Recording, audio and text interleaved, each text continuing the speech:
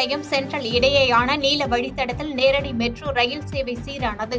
காலை 4:30 மணியளவில் ஏற்பட்ட தொழில்நுட்ப கோளாறு நண்பகல் 12:20 மணியளவில் சரி செய்யப்பட்டது.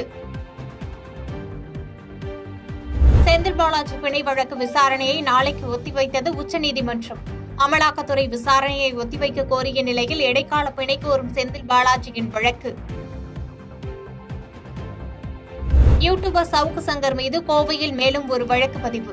அவதூறு பேச்சு குறித்து மாநில மகளிர் ஆணையத்தில் 3 பெண் காவலர்கள் தனித்தனியாக புகார்.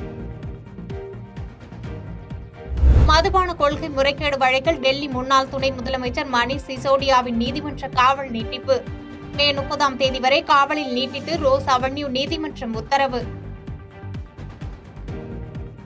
தினக்கூலி மற்றும் பகுதி நேர ஊழியர்களின் சம்பளத்தை உயர்த்தியது புதுச்சேரி அரசு. 7வது ஊதிய குழுவின் பரிந்துரைப்படி நடவடிக்கை. குஜராத் மாநிலம் வடோதரா நர்மதா நதியில் குளிக்க சென்ற ஒரே குடும்பத்தை சேர்ந்த 7 பேர் நீரில் மூழ்கி மாயம். தேசிய பேரிடர் மீட்பு குழுவினரும் தீயணைப்பு துறையினரும் இணைந்து மீட்கும் முயற்சி. மேற்கு தொடர்ச்சி மலைப்பகுதிகளில் மழை பெய்ததன் எதிரொலியாக கோதை ஆற்றில் தண்ணீர் வரத்து அதிகரிப்பு.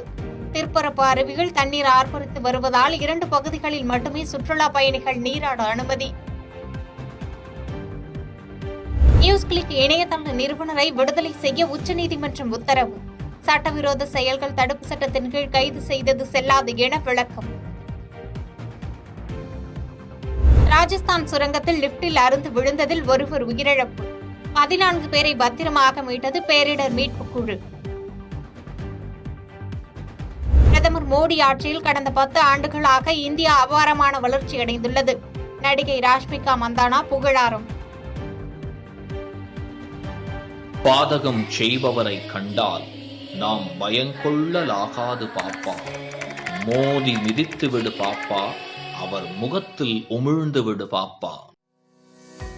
அண்மை செய்திகளை உடனுக்குடன் தெரிந்து கொள்ள இணைந்திருங்கள் இயம்நாடு தொலைக்காட்சியுடன்.